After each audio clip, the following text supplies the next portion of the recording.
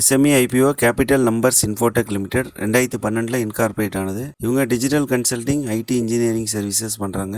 அதில் data analytics, AI, cloud engineering, UX design இதெல்லாம் பண்ணுறாங்க. இவங்களோட business model project based development, time and material. இது வரைக்கும் 1000 கிளைண்ட்டுக்கு மேலே வேர்ல்டு வைடாக சர்வீஸ் பண்ணுறாங்க.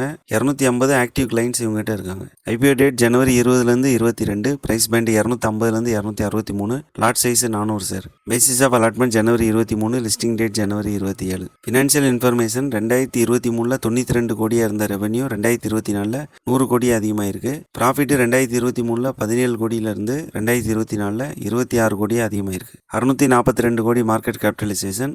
ROCE 15க்கு 51 இருக்கு.